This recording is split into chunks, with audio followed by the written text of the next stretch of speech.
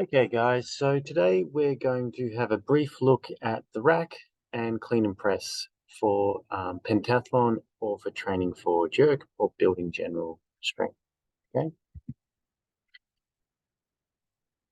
so the rack is a really important position, and there's a few key things that we need to think about. Now, I personally like to reset my balance into my heels each time.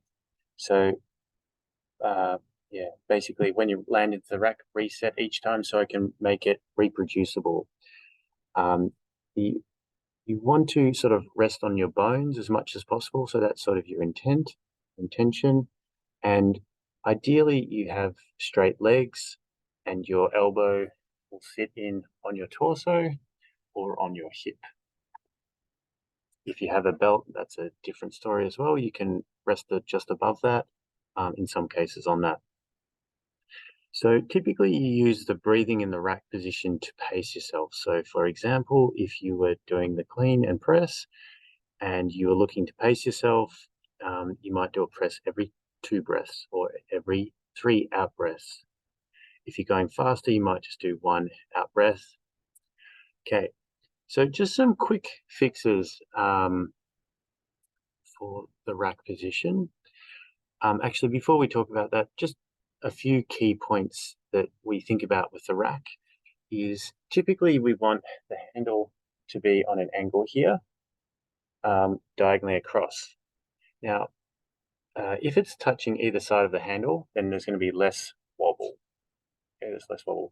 Also, if it's up here, it's going to be trying to pull the wrist back into extension. So typically that's why we like that angle, either with a little bit of extension, or in some cases you can actually push your hand through a little bit to help the wrist, or specifically the finger flexors, forearm flexors, relax as much as possible. So that's when we're looking at the wrist. So that's sort of the first point there. We want the kettlebell to rest on the forearm and bicep, whether that's out in front of your body, in line with the sternum, or you can pivot around that. But again, the elbow stays connected to the body. So we want this angle up here, forearm on the bicep, and kettlebell, sorry, on the forearm and bicep, and then the elbow in on the body. Then we want to have nice straight legs so we can relax there. Okay, so basically if we can have straight legs and rest our elbow on our body, we're connecting it to our body so we can be as relaxed as possible. And if we can relax, then we can recover between each rep and sort of break them down into individual reps if needs be. So just some quick fixes is, the classic is just doing rack holds, 1 or 2 kettlebells, just holding those. You can also add a walk. So the walk's good because you get a bit of extension on the leg, which sometimes it's either the upper back that's an issue or the hip extension. So if you can free up that hip a little bit, that can be useful. And sometimes walking around there's just a bit of a different challenge. Sometimes it feels a bit nicer than just holding the rack. And for the upper back, I like the Jefferson curls. So standing up nice and tall, you can hold it lightweight in your arm, tucking in one vertebra at a time, going down, touch the ground, or whatever's appropriate for you, coming back up. And then just the standard sort of hip flexor stretch that you can do.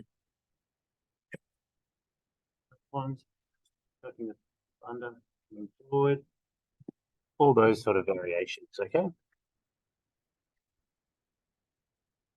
So moving on.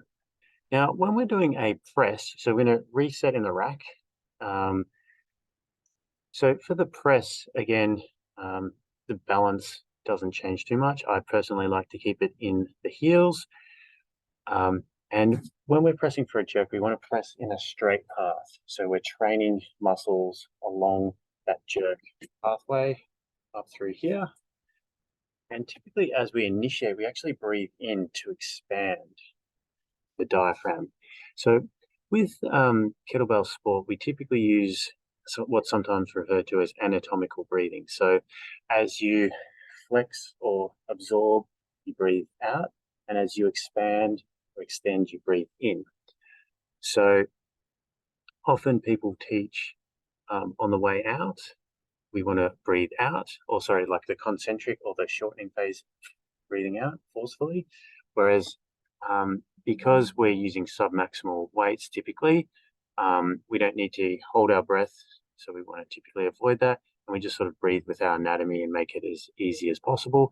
And sometimes breathing in can help expand and help, because we've got these elbows connected, it can help just drive them a little bit, sort of helping build force through there. So that's where we're sort of using our breathing to help with things. But the main thing is you breathe, and often when you're just breathing, it will sort of find a nice pattern there. Okay, so if people really like pressing out to the side, just standing next to a wall, so they have to just press straight up and be a nice little fix there. Sometimes hangs on a bar can also just help with that top position. So if you can free up the top position and you have a good bottom position, you're just sort of moving from point A to point B. So they're kind of some key points there. Now, I should say we're not going into a huge amount of depth on all of these, but just sort of a bit of a primer on each of these. Now, the intention is a bit different when we're using a pentathlon or trying to press the max amount as possible. We want to actually side bend, so we can almost pull this arm down to power it up. So that's a kind of an alternative way to get all of this moving. We still want this arm to go in a straight line, but by forcing this down, we're keeping those fibers in a stronger length tension relationship, but also just getting that initiating pressing going up.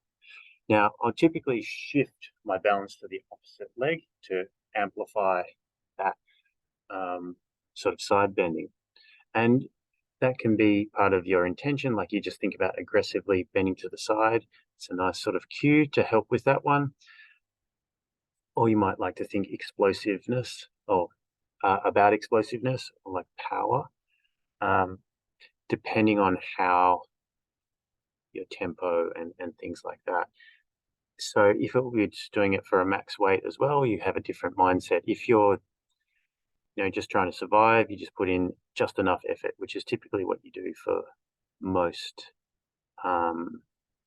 kettlebell sport exercise. And to initiate on the upwards phase, we're breathing in.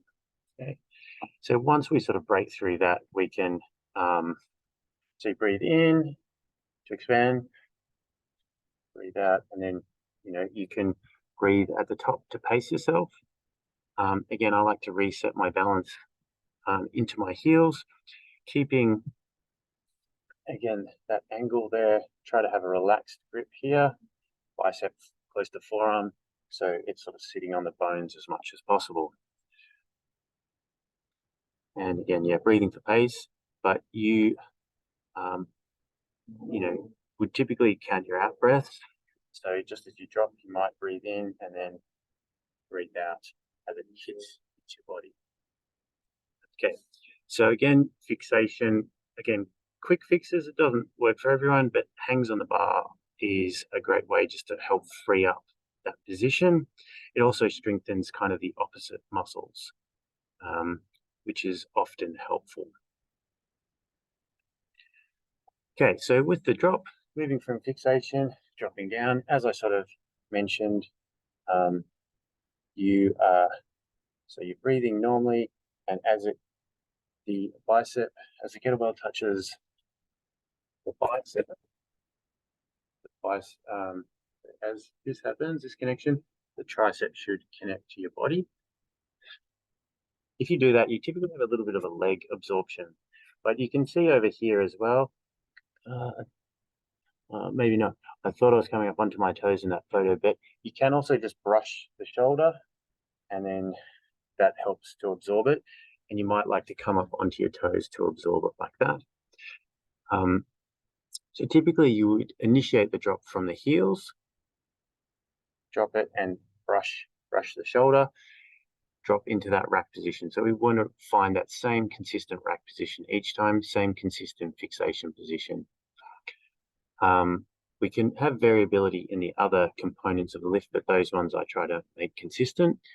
And again, when the kettlebell touches the bicep can touch the torso. So they're your sort of two main classic options. I quite like brushing my shoulder for long cycle and then just moving straight away back into the clean and not coming off onto my toes. Whereas with jerk, and trying to go a bit quicker, you might just drop it straight down. It depends on what you want to do, but being able to do both is good. And as your arm hits your torso, that's when you should breathe out. Even though I've got in here, it should probably be out. But you initiate typically by breathing in, and then when it hits your body, you breathe out. Hope that makes sense. Maybe that's what I was thinking there. So there's a few ways to practice a drop. But yeah, initially starting off just having that pattern, doing it slowly, and then over time doing it quicker and quicker, and then even get to a point where you think about just pulling it down, and just practice absorbing with your legs, and just going from there. Again, these are just quick fixes. There are other approaches that we can do, but just try to have a few simple tools to try initially, and then we can get more complicated. So the clean drop. So as I mentioned before, particularly if you're going fast, you might go straight into the clean.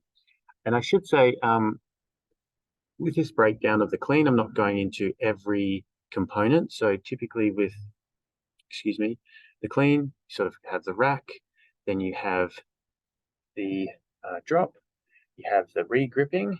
When I say re-gripping, the kettlebell is going from this grip into here, and then you've got the back swing. On the way up, you have the forward swing, acceleration, pull, and hand insertion, or re-gripping, and back into rack. So we're just looking at a simplified version here, but it should help you get a bit of an idea of what our goals are. So again, I think a good rule of thumb is if the kettlebell is going one way, particularly in the snatch and clean, you're going the opposite way. So if you're pushing the kettlebell forward, it's imagine you're sort of pushing yourself back from a wall. So again, if I'm here, I'm actually pushing myself back like that, as opposed to so much like that.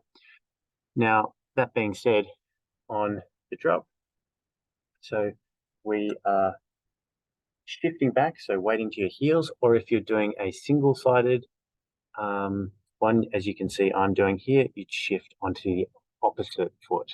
So you're moving your torso away as possible. So that way you can counterbalance as best you can.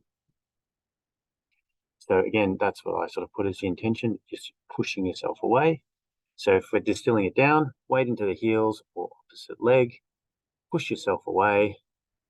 So you're breathing in to expand, okay? In to expand. You can even, for some of the quick fixes, just play around with the balance. Just imagine, go up to a wall and push yourself away. And you can also, if you find that people push it out too far, you can just do cleans against the wall. So there are a couple of quick fixes again. Oftentimes, a low pull can be useful as well. It's obviously got upwards and a downward space, but so when you're doing your swing, just thinking about getting that elbow coming in close, push it back down. Do your normal swing, elbow comes back, just pushing forward. So that can be a useful one to try as well. Okay, so we've gone from the drop. I've sort of skipped the hand insertion or re-gripping. Now with the balance here, I've put toes or heels. So why I've done that is if you go onto your toes, you're going to have typically greater flexion through your torso, or through your hips, sorry. So your torso will get closer to being parallel to the ground. Now that can be useful if you're trying to slow things down a bit. If you keep your weight on your heels, you probably won't bend down quite as far. Now, that being said, if you're using a heavier weight, sometimes you want to try and counterbalance that pulling forward. So as the kettlebell swings back through your legs, it's really going to pull hard, say if you're using 32s or sometimes 24s, depending on how much you weigh. So that's just something to bear in mind, is it's somewhat individual and somewhat dependent on someone's strength. Now, sometimes a nice cue is like, imagine you're riding the broomstick. So if the elbow, just imagine the arms coming through and just connecting to your body through there. You don't want a gap there. So again, in terms of the intention, this is more not a comprehensive thing, just general cues, general things to think about. So as we're flexing here, we're typically breathing out. So we're just trying to work with the momentum of the kettlebells and just encourage just sort of the easiest path in terms of breathing. So again, we're flexing, contracting, and breathing. And when I talk about breathing out or breathing in, obviously in each phase where, there'll be an opposite, but that's sort of the main focus. So we'll breathe out and then breathe in as it probably moves through to the end of the backswing, so on and so forth. So really common issue with this one is the kettlebells getting too low. And sometimes, working on that pushing away can be useful, because oftentimes people bend forward before the kettlebell has reached that. Okay, so by pushing yourself away, you can counterbalance your weight for the kettlebell to reach your torso a bit better.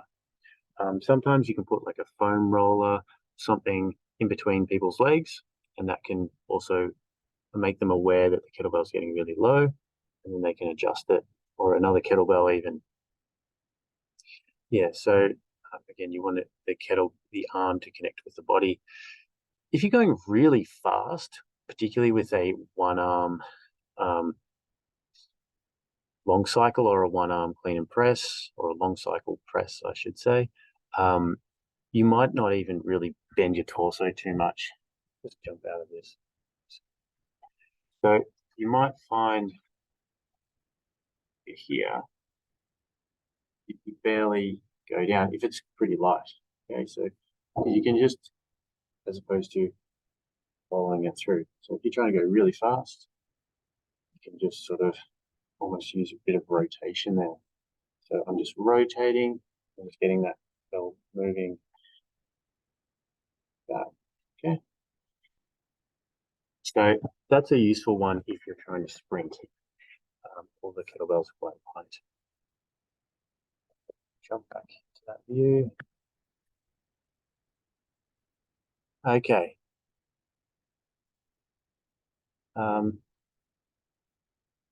Yeah, another one that you can do is jump back out here. Another one I really like is actually putting the kettlebell on, say, a box. So you get people, so if they can feel the endpoints, it's a really useful training tip there. Okay.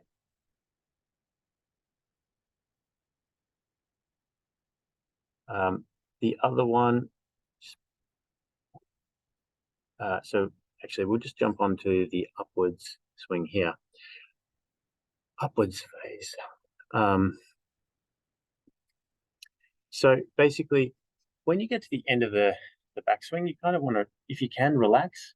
That should be sort of your intention as well.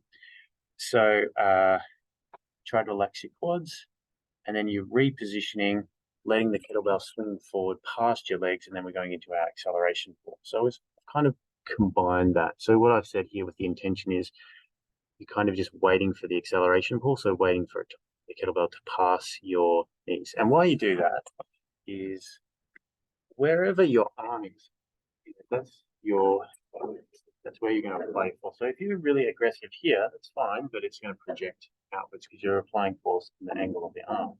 So if you're waiting for it to get to here, just past my legs here, and then standing up, it's going to pop back here. So this forward swing phase, we're just trying to relax. It's past my knees now. I can be aggressive, and then back into that position. So trying to be as relaxed as possible, but then apply your force on that split second you need to. And, you can apply just enough to get into that position, or if you're trying to work on speed, maybe you think more about speed. So it's where sometimes your tempo or other things like that become what determines your intention. Okay, so again, at the end of the backswing, typically, I personally like to be more on my heels, but if I'm wanting you to go into a deeper hip flexion, I'd tell you to go into your toes, shift forward again to work with the kettlebell, trying to be as relaxed as possible. And because we're coming up, typically we'll breathe in to expand. I sort of mentioned the early pull. Basically, if you pull too early, your arms here, you'll probably be applying force and you're having to rein it in. So we're trying to do things as efficiently as possible. Okay, so we can again play around with if someone has issues here, all those sort of things that I mentioned previously.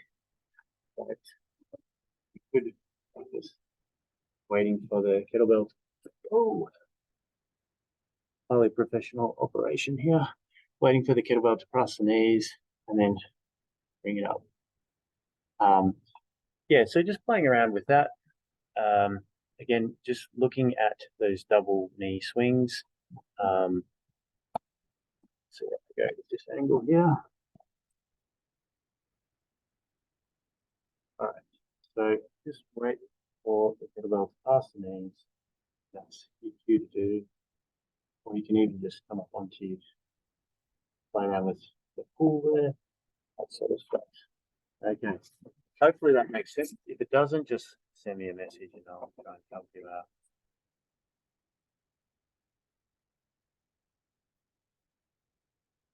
All right. Someone coming into the gym. All right. So just in summary, we've just got a few key things that we look for with the rack. We've got the angle here on the wrist. We want that kettlebell connected on the forearm, bicep. We want that elbow connected to the body. We can adjust that accordingly. Nice straight legs so you can be as relaxed as possible. With the press, we can bend to the side if we're doing pentathlon, or we can keep it straight up. On the clean, we want to sort of move our body around the kettlebell as much as possible. And we want to apply, the force at the right time. So waiting for it to pass the knees, and then we apply our force. Okay, guys. Hope that was interesting and informative.